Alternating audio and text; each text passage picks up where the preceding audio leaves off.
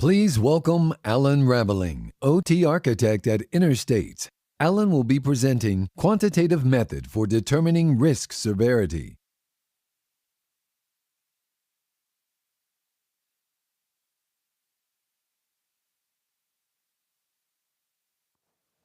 Hello, everyone. I know there's a couple other talks during this time, so I appreciate you coming out to see mine. I know if I wasn't presenting, I'd probably be at the process hazard one across the way, so I appreciate you coming to mine. A little bit about myself before we get started. I'm Alan Raveling. I'm an OT architect at Interstates. I've been helping companies with cybersecurity in the OT space for over 15 years. One of the differences, maybe from some of the other presenters, I don't really have a strong focus on critical infrastructure. A lot of the clients I work with are in consumer goods, agriculture, a little automotive. So my perspectives and my experiences are a little different maybe than some of the other presenters, but I think by having a lot of good, varied experiences and ideas presented at venues like this, it allows us to be a little more stronger in what we come up with for solutions. So in the next 30-ish minutes, we're going to talk about what risk severity is. We're going to talk about some of the historical challenges in quantifying risk and risk severity. I'm going to introduce a flexible approach to quantifying that risk severity and show a couple of examples of how this can be applied. Now, I'm not going to tell you that this is the end-all, be-all solution for quantifying risk severity. Actually, at the end, there's a couple calls for help because this is a bit incomplete, a bit more work to do.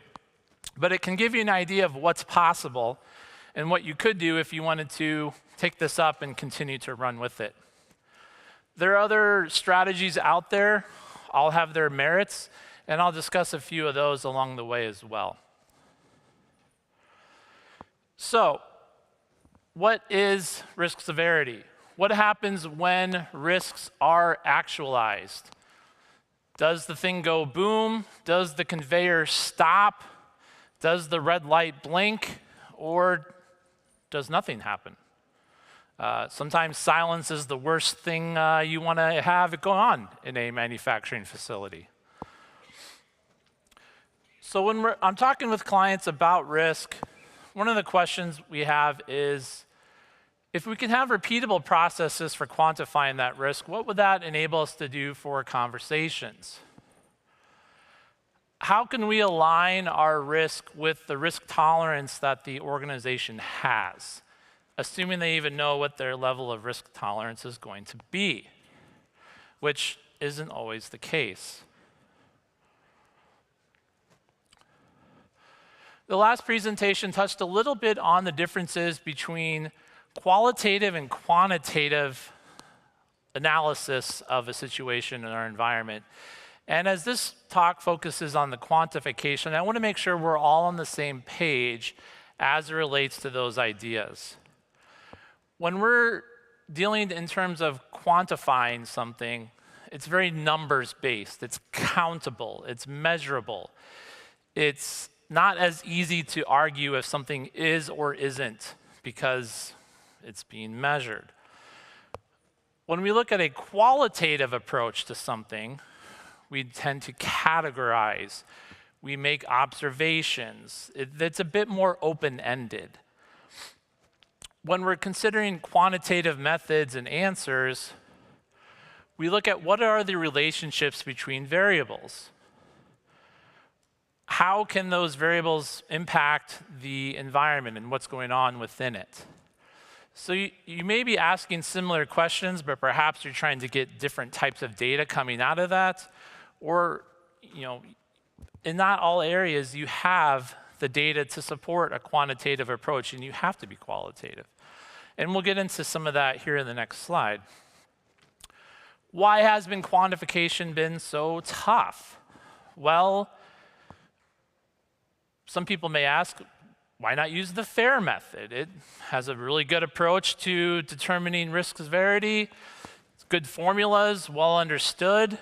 And the challenge I've seen a lot of places have is determining the monetary impact that is one of the key components in determining that scaling. I was at another event about a month ago. Someone was also discussing quantification, and they said they used the FAIR method.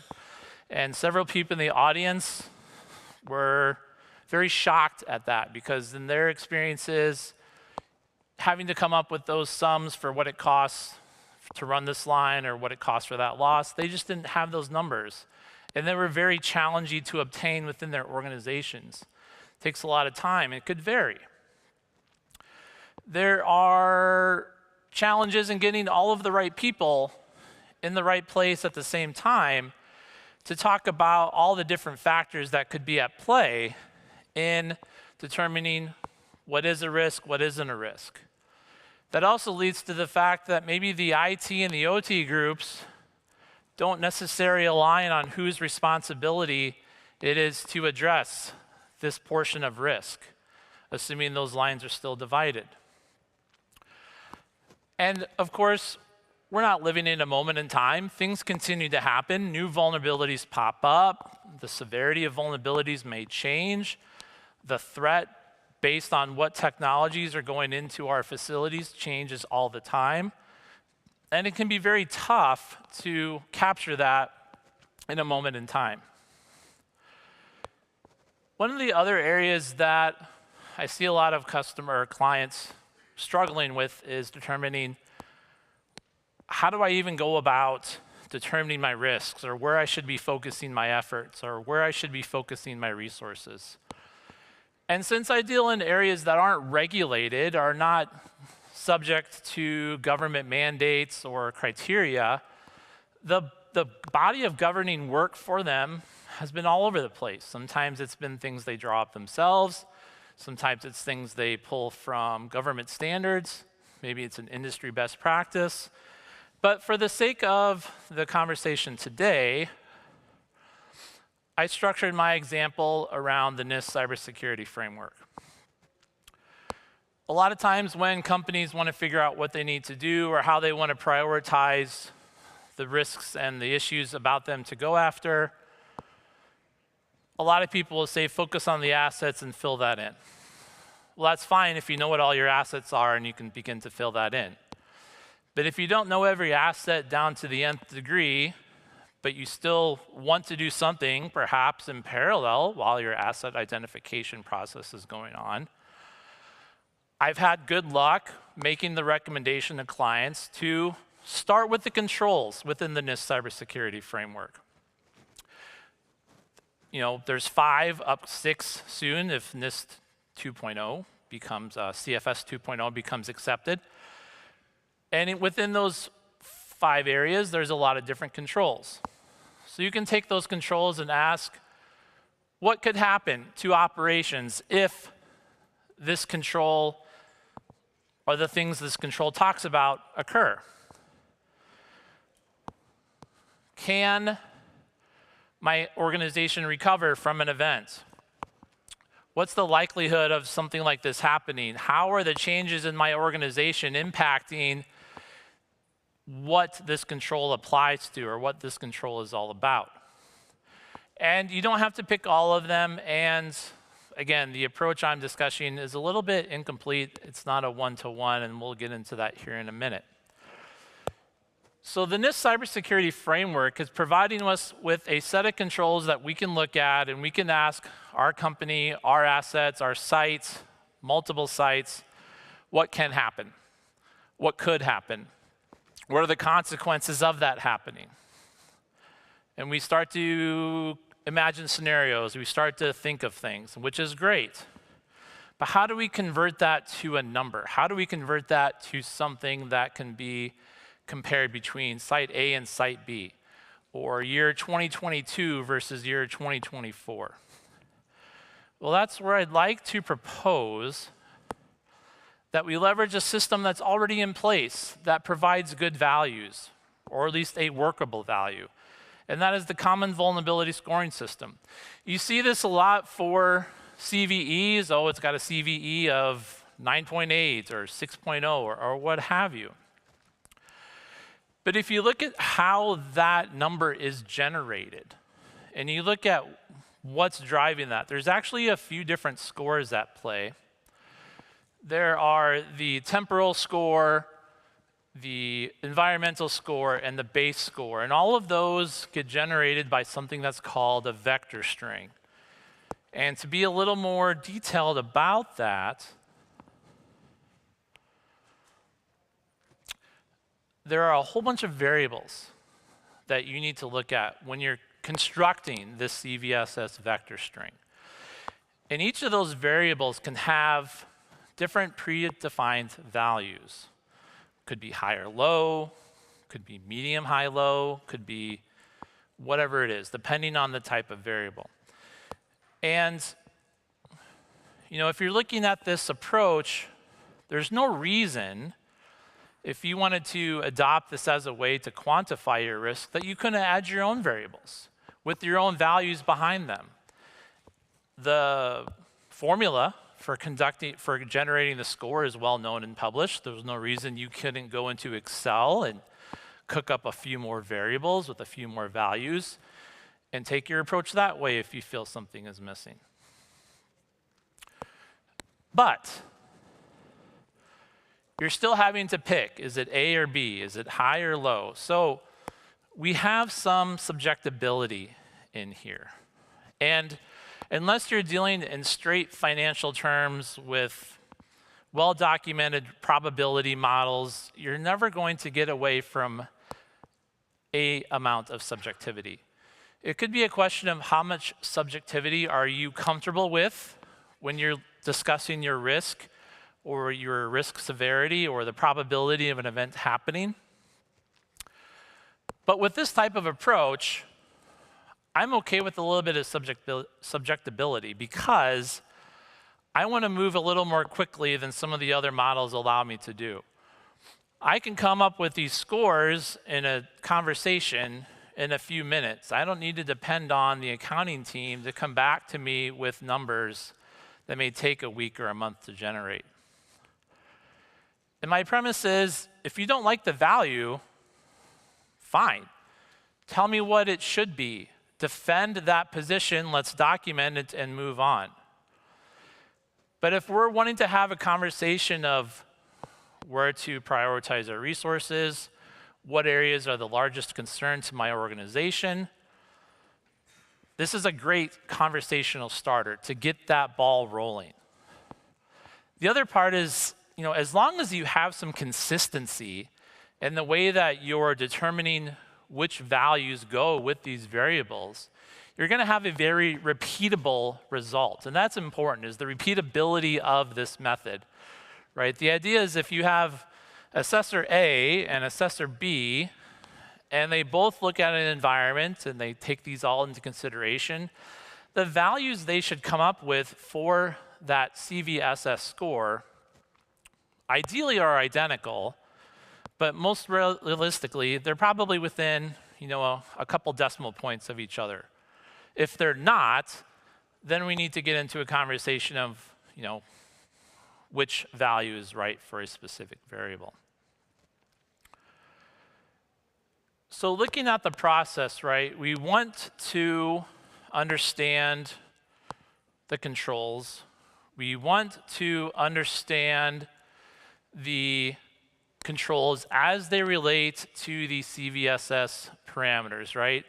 And this is where things get a little bit hazy. Not every control is going to have a one-to-one mapping with a variable.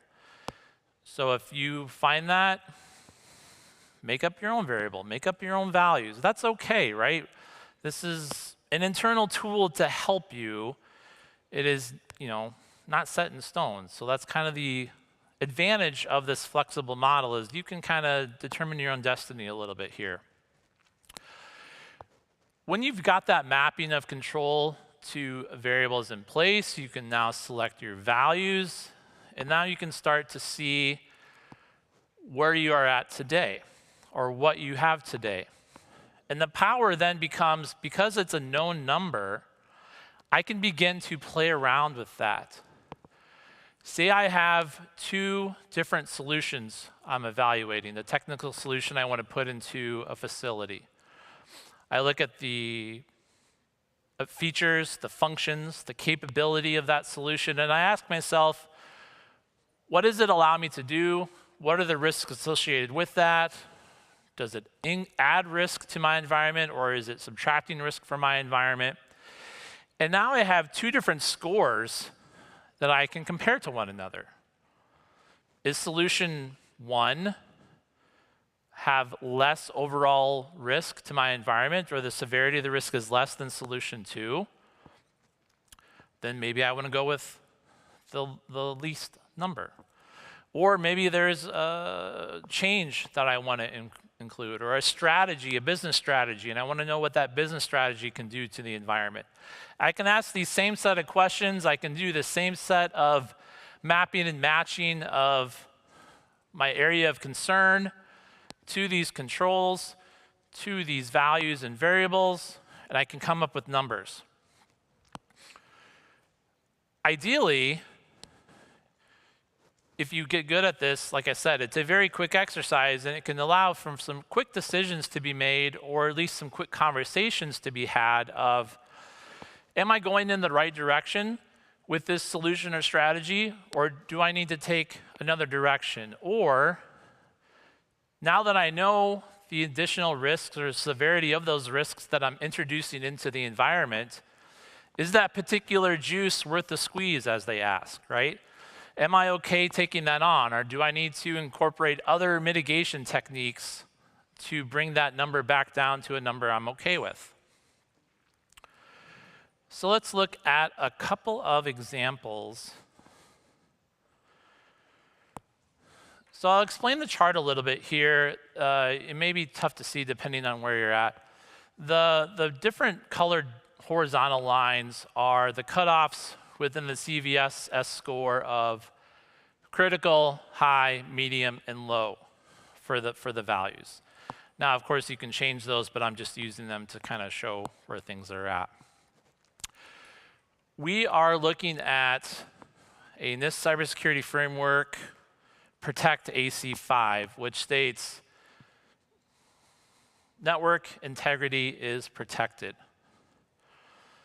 And I have my network today. Maybe it's completely flat. There's no segmentation. I'm wanting to discuss zero trust, but I don't have a good bearing of what's that going to do for me as an organization. Am I really going to benefit the most if I take my time, my resources to work on segmentation versus some other initiative? Well, I can go through the exercise of mapping and matching, and I can look at my network today, and I could look at what could happen to the OT environment if something were to occur, different means of ingress, the ability for something to propagate and spread, and I can come up with some values.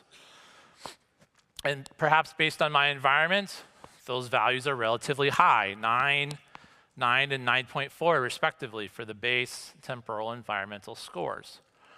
So then I look at what would happen if I segmented. I have less propagation if something were to get in. I have more access controls in place. You know, I think most people would agree that it was a more secure approach, right? And I can now show that in a number on a bar chart that even the most sleepiest of persons in a boardroom would understand that, yep, smaller number better, let's do that, right? Smaller number better, right? At least in this bar chart. But sometimes you have to be able to simplify what you're trying to convey to that level, right? Smaller number better. That's what we're going for. And I don't cloud this with money. I don't cloud this with impact or threats. I'm simply trying to convey to other people that if we take this course of action, we're going to help our risk profile by a pretty good amount, right? I can also apply that same style of thinking to business strategies or things I want to do.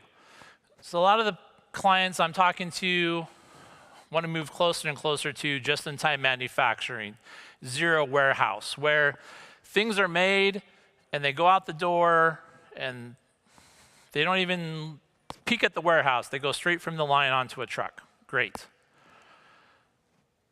But that also incurs some risks. And how do we look at what those are? How do we understand what that change does to our operational environment? Well, I can look at a couple different controls within this cybersecurity framework. And I can see through the same exercise that yes, if I now depend on third parties more, my risk goes up. And that should seem like common sense, but in this case, the numbers went up. We know that smaller numbers are better, so if they go up, it's more risk, and we should have conversations around, well, how do we mitigate that? What do we need to do to protect our enterprise now that we're becoming more dependent on just-in-time delivery and just-in-time outgoing shipments? And how do we need to change the way we want to do business if we want to support that specific business strategy? I didn't spend a lot of time trying to dive into the numbers. Again, it was a very quick exercise, provides me with some information, and now I can have conversations which really drive the action we all want to see occur.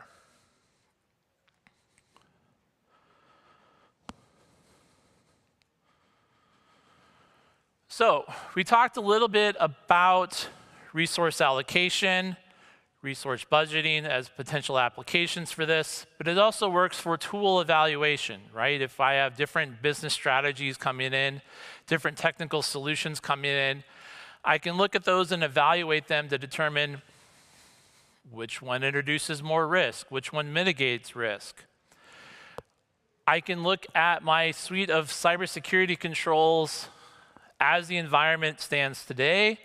I can come up with different values for each of those based on this approach, and now I can begin to do site-to-site or year-over-year analysis of, are things getting better? Do I need to give more attention to specific areas? Or is something really bad and I need to take immediate action? It also allows me to more quickly identify trends between sites. If I know that all of my sites going through this have higher numbers in these control categories, that's a good indicator that I may need to kick off some organizational-wide initiatives to address the risk associated with those controls.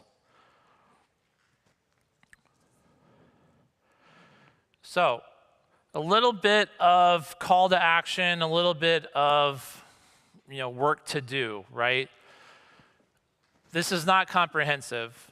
Obviously, not every one of the 100 and change NIST cybersecurity controls has a one-to-one mapping with what's in CVSS. Like I said before, part of the fun, if you will, is maybe perhaps making your own variables, your own values, and updating the score to reflect those. From an academic standpoint, which is where this topic came out of, is kind of questioning the fitness of a set of controls versus an industry. Is NIST CSF the best for you, or is there a different set of controls? And by going through this exercise with other ones, maybe you can see how much variance there is between them. And again, there is some subjectivity to this approach, and I'm not going to pretend there isn't, right? The more you can do to get more concrete numbers, the stronger those values are going to be, or the more defensible they are. But if you wanted the most, you'd probably spend the effort going down the FAIR route or something else like that. But it's a trade-off of time to collect the data versus time to get a quick decision, make a recommendation, and begin taking action. How do you want to handle that? So with that said, I got about 5 minutes. I wanted to make sure I was respectful of time. If you wanted to read the full ugly version of this, please contact me. I've got a 120-page dissertation full of associated links and references and other supporting material that kind of show what went into the development of this. like I said, plenty of room for other people to take this baton and run forward with it. But also, it's in a place where you can take this approach, gen up some numbers today and have a meeting with someone tomorrow and have some actual conversations about what you can do within your organization to quantify the risk severity and discuss what you want to do about it. So I appreciate your time. I appreciate you coming here. And I hope that you fill out the feedback for myself and any other presenters. So thank you.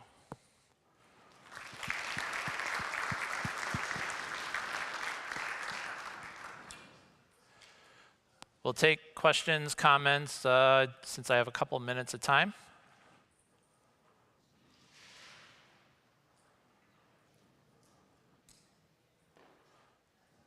All right then. Thank you all. Have a good rest of the show.